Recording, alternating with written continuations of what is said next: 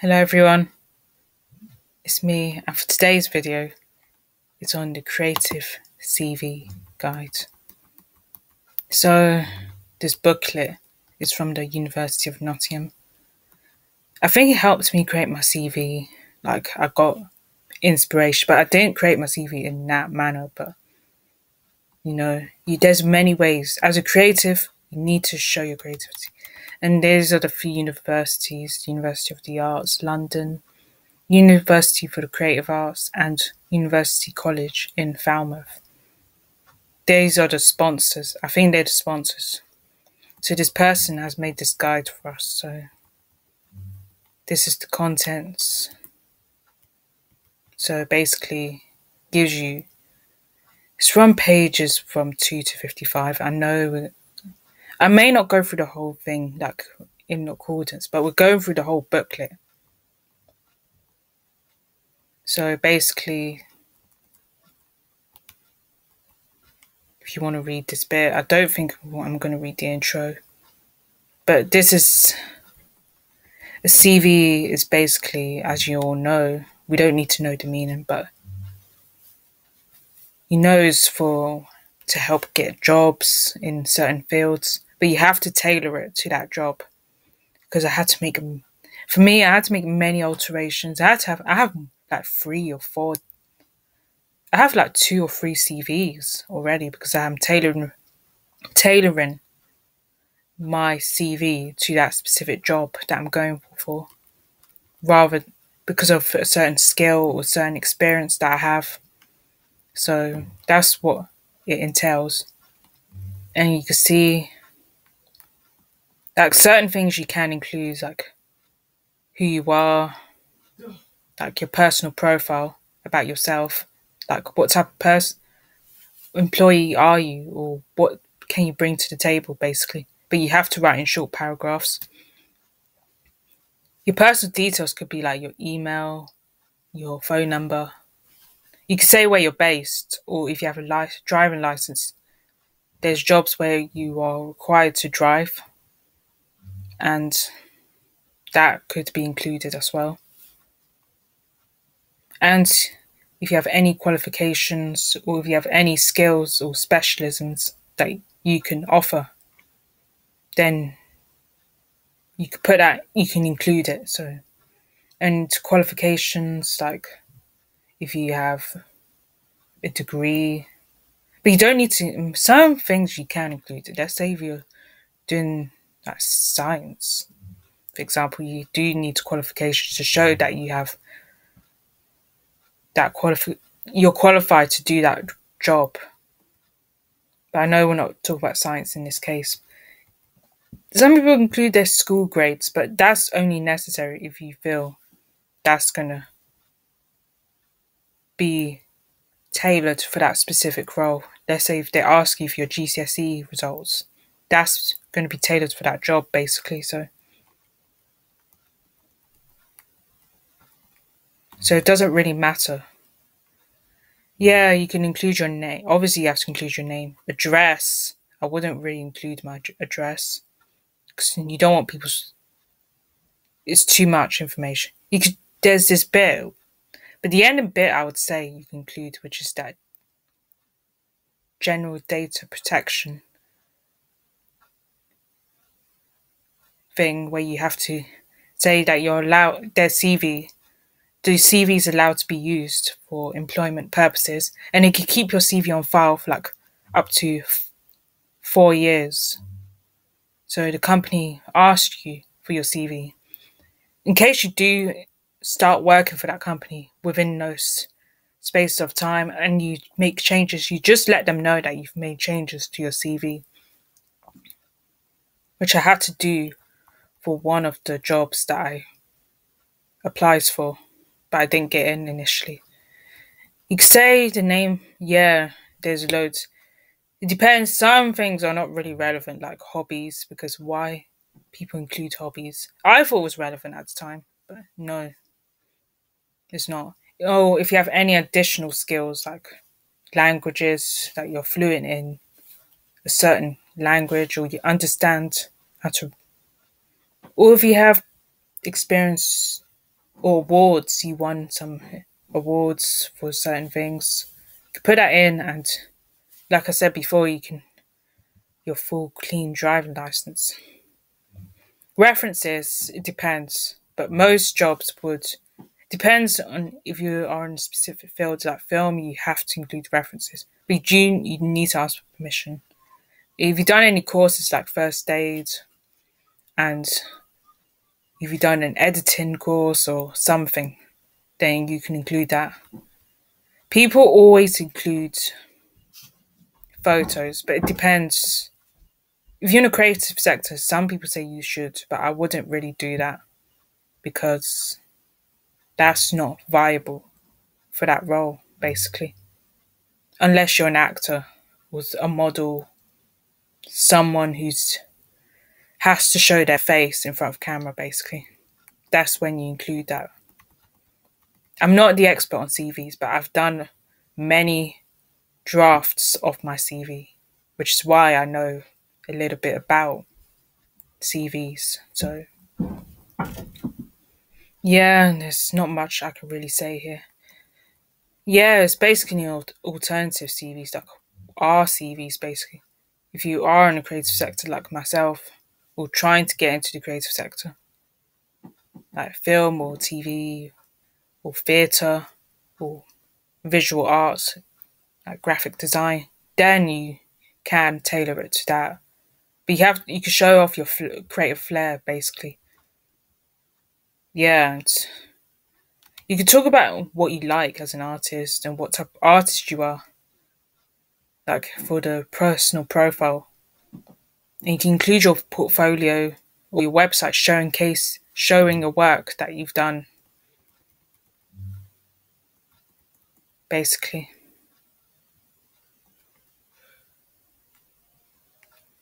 Sometimes you can include your passport, but I wouldn't really do that because it's personal. Because you can work abroad as well. If you have experience traveling to different places for job related purposes, then you can include that you say that you've traveled to different countries and stuff. So, yeah, it's best to include in an ECV.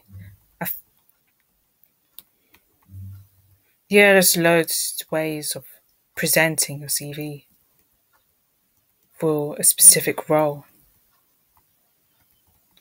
So the first one they show is graphic design. And if you do graphic design, if you specialize in it, then this could be the CV for you, basically. If you want me to zoom in, let me zoom in.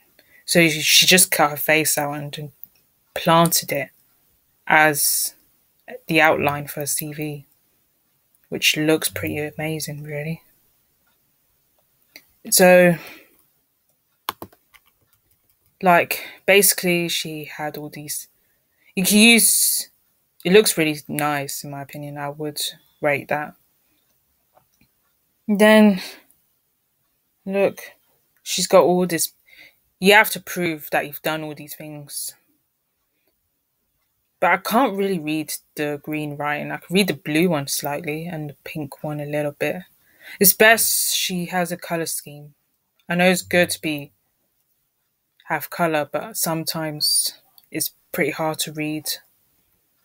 So if you're specialised in graphic design, you should have experience with Photoshop, InDesign, Quark, and can use Word and Excel. Obviously, a lot of jobs. If you're a touch typist, if you could type more pretty quickly. I'm not type. I don't type that fast, but I have done an IT course when I was in college years ago.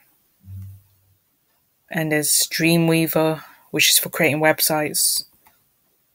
But you need to be good with programming in order for that to be so. So, yeah, you can. It's a nice looking CV, I would say, for graphic design. But the writing needs a bit more readability, in my opinion. And there's another graphic design CV here: profile, education, achievements, and experience. I will put those separate actually, but that's their CV. It looks very presentable because all the pen achievements. Writing utensils are here to showcase that. I wouldn't include date of birth because if you include your date of birth, people will know how old you are. And it can be a disadvantage if you include your age. But I like the way it's portrayed here. So, and this one is another graphic design CV. I like the O. Looks very tidy and very presentable because they do it in columns.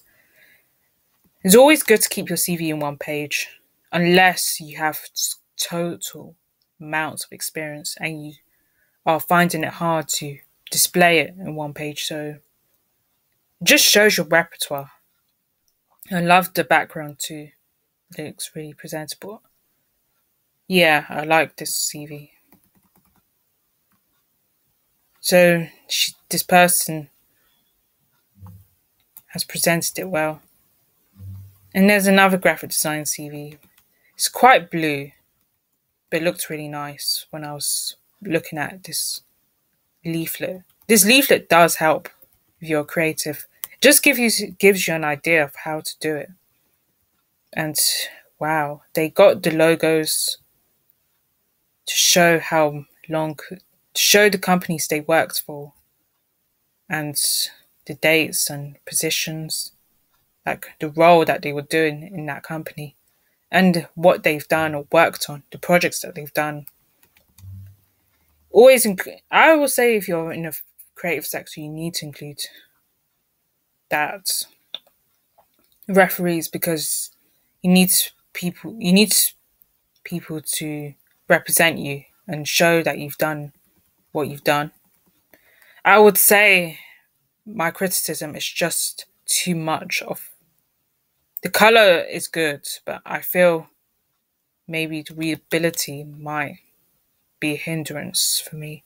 And the date of birth doesn't need to be included. You don't need to include your status, that saying you're single or married, and you don't need to include your nationality. Could be possible because they will know that they need someone from a specific nation to do a certain job. You can include your home number and your mobile number. But I chose to include my phone number in my case. And there's media. Media can mean anything, like film, TV, advertising, digital marketing. Yeah, this person's included their CV. It looks very presentable with the headphones because you could get a rough idea of what type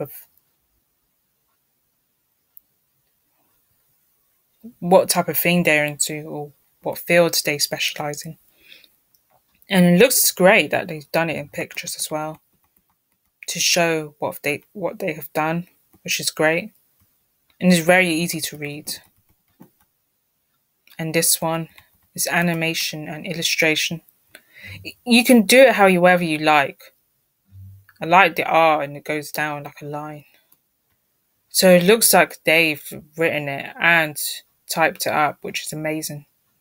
So it's great that they've done it like this.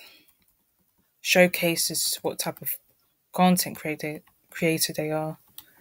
And film CVs can be a bit complicated. I have struggled to do my CV. I got help with it because I turned to a number of people to get advice.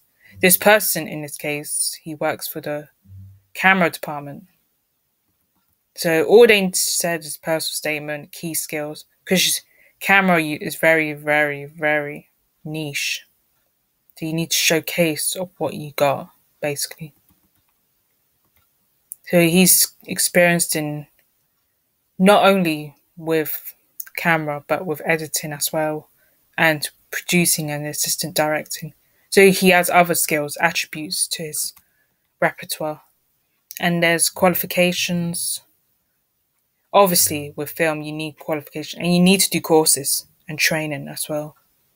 I think it applies to all of this as well. That you need to train, but you're on training courses with film industry stuff.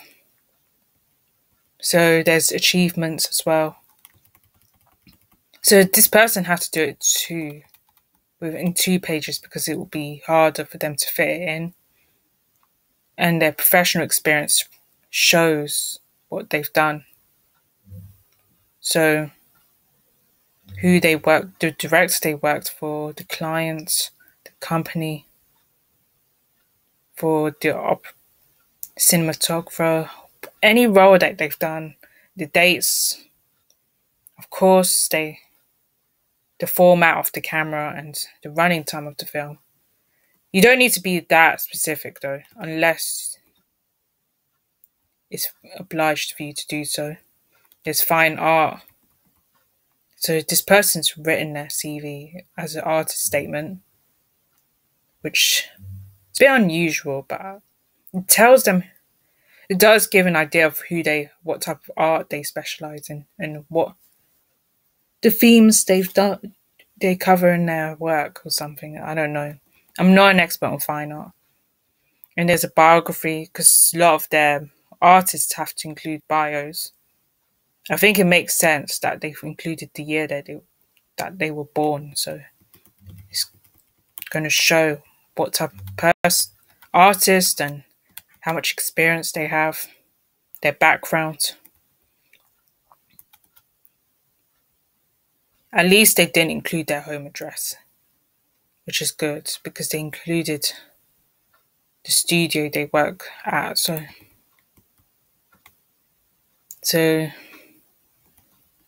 yeah, it's a very readable CV and they have experience.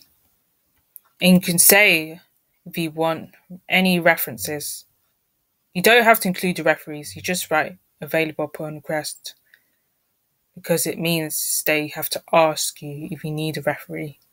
Or you can ask someone to cover. You basically write a letter. They could write a letter on your behalf that you are. If you want someone to referee you and you can't include in your CV, you just get them to write a letter for you. Because I think that's what my sister did. Because I remember she told me about it. That someone wrote a letter on her behalf. One of her teachers wrote a letter on her behalf as a reference, which you can do so. And there's, again, if this is studio one like the previous one, then I would say yes. But this one's the home address. It looks like a home address to me. You can include all this. I wouldn't include where you live. So, and they showed how you can include an image because fashion is all about images and stuff. In this case, a written reference is available upon request because they could represent you as an employee and say how established or adaptable or how great you are as a worker or as a student, basically, based on that. So, yeah. Then they have to know you more. I feel like they need to know you a lot more than 1 year for that to be so weird. Or unless you have this connection with the person, then it's best to ask for a referee. And this one's very, very, very arty. Let's zoom in a bit. It does look nice. It's very, very arty as well compared to the other one. The other one's simple, but it's very well laid out. And this one's pretty out there for me. I don't know if I can handle it though. Let's zoom back out. Okay. So, textiles. There's a couple pictures. I think it's their work. And creative skills. Of course, she's in the creative sector, so it's best to include that. And this booklet really helped me, especially on the film side of things, even though I don't have a lot of experience. But I displayed it in a different way and was inspired as well. and to all the dates and projects they've done and the experience that they've done. And education, obviously, because if you've done it for more than 1 year, then you can include your education. And that's another textile CV. It's not easy to see, but you can see their work and what they included as information. It's like a leaflet the way they've done it, so which is amazing, really. Yeah, it's a bit like a booklet. So you could do it however suits you, basically. But nowadays, CVs are not really printed out anymore. You just have to send it as a PDF document. But make sure your CV is readable, because I had the issue with my other one when I did it. I think I was a bit too extra with the colours, the purple and blue. I had to change it a bit because I had to tell someone that I left it plain and I added a bit of more contrast. But it was a bit too much. It was hard to read, basically. And I added shapes. I think I was including too much things, which can be a bit of my issue sometimes. I can be a bit extra. And there's the education. I think it's called environment. But environment could be anything, really. It's not just about the creative sector. It could be science, sustainability, and horticulture, whatever. Yeah, they got a language, they're fluent in German, which is amazing. And they're referees and see the garden. I think they worked on a few projects as well. And it's designed as a booklet. So make sure you can do it like that. But I wouldn't do it myself, because why would I? Because nowadays CVs are now in PDF files. You don't really print anymore because of the environment and the climate change as well.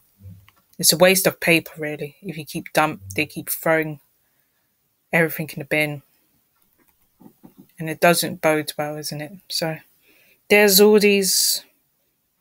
They showcased freelance roles, permanent roles, education. So they've done more. There's times where I would combine them, but I wouldn't. In this case, they done it separately, which goes to show that you could include your relevant, the freelance stuff you do outside, like the industry, within the industry, but it's your own personal project, and then you could do it within the company project. I feel like freelance is always difficult because when you do freelance, you have to be constantly looking for work, looking for clients to work with.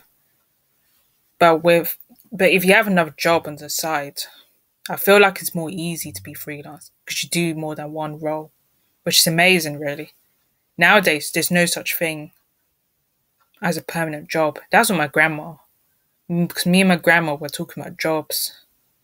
And we both know there's no such thing as permanent job. In this day and age, there isn't. You could be more than one thing.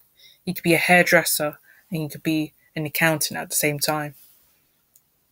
You could be an artist and you could be a bar manager or bar worker or something. Because everyone could be anything. I know that's why a lot of people struggle, They do all of that, so they're fluent in Norwegian and English. And yeah, they have a license and first aid. It's always clear. I think those two are more important than the other courses that I've done. The first aid one.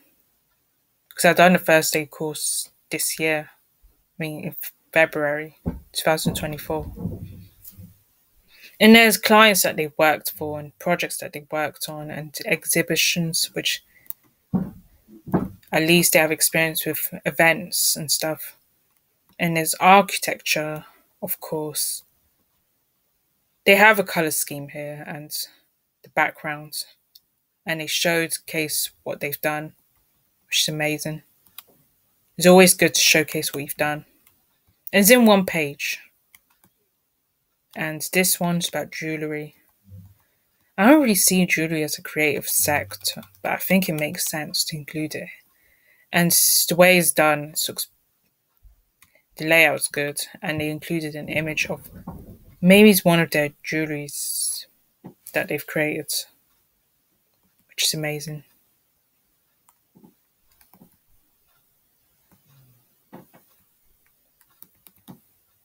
And this one is spatial design. I don't know much about that. The CV looks very presentable. Again, you could present it as a booklet. It means it's in one book. There's more pages, but it's in one book. So you can do it with us working in the creative sector. We can do whatever we want, really. We could design it however we feel is best for us. And there's another one, product design. The layout is amazing. They included pictures and the furniture designs that they've done, which both there's design skills, their workshop. They included 3 different skills separately, which is more presentable than including, let's say, Photoshop IT, I know how to use Word, PowerPoint, this, and then they have the soft skills like communication. It looks presentable like this, basically, which is amazing, really. There's the academic side. So this person's included what they've done. So the address of their workplace, which is very good. At least they didn't include where they live, because that's not necessary. And people don't really, they will ask you for your address if you're going to be an employee anyway. So if it depends how much time you're going to be at the company, then they will ask you for where you live and that. But I think personal and business should be separate as well, in terms of the life that you lead and the way you are. Don't show too much of yourself when you're at work. And there's a lot. They've written a few they made a few publications. They've done research. If that's your area, you should include that. So it's more than one page, which is amazing. So they have experience in so many avenues, creatively, academically, which is, yeah, it's amazing. So basically, this is the bit, making contact. So basically, they only contact you through email and nowadays letter, but nowadays they do it through email. You can even write a letter through email. You don't really need to write anything. You don't need to be so. Nowadays they write through. It's just simpler that way to write as a letter, as an email. I just do cover letters as emails nowadays because I'm so tired of getting a Word document or something, or Google Docs document to do it. But sometimes if they want it like as a PDF, I will write it in that manner. So applications can be so frustrating. But some applications you don't really need it. They ask you like questions of why are you a suitable candidate, what experience you have, and sometimes they get you to do tasks, or let's say you come up with an idea for something and how you would go about doing it and stuff, and who's your target audience, all that stuff. And sometimes they get you to show images or something. Yeah.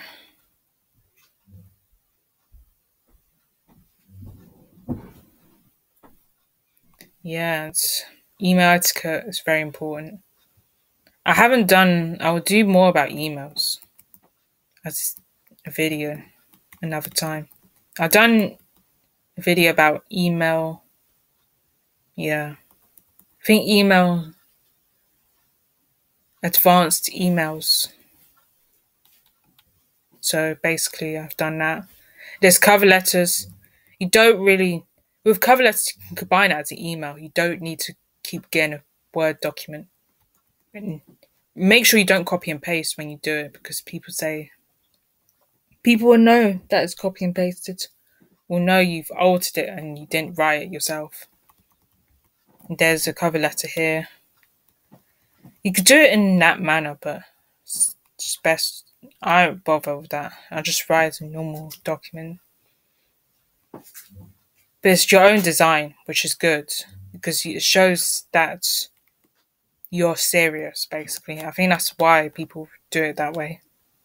Like he's done here, showing his. It's like his own print, basically. And there's work, internship. If you're writing for an internship, this is what you write. This type of email. Letter, but you can write as an email. Because you don't really need to keep. Because I think it can have too much of an impact on your thing, takes up too much space if you write it as a Google Docs or something. And you can write as this as well. And you could show, if you're creating an impression, you could show off your profile, your work, because that's what we can do in film. And we could show reels, send DVDs, or YouTube links or something, or website links. Or if you want to be that old-fashioned, you could give yourself a booklet. That's if you get the interview. There's blogs, you can do portfolios, as I said. It showcases who you are as a person. Just let people know who you are, basically. And what you can deliver and what you can bring to the table and that. And there's a lot of things you can include. I still need to work on my website, of course. My website is a bit iffy at the moment. I need to address that. I haven't addressed it yet. I just hate the look of it. There's requested feedback on how you've done and all that after the interview stage, which is very vital to get feedback because you need to know how you've done. They don't always ask you for interviews. Sometimes they call you or email you saying that, hey, I'll be happy to talk to you on the phone or through the webcam or something, through web chat or something. I think just leave an impression. It doesn't matter whether you get the job or not. So I hope you enjoyed this video. I really feel like this booklet is very useful and it can inspire people. So I hope you liked it and see you in the next one.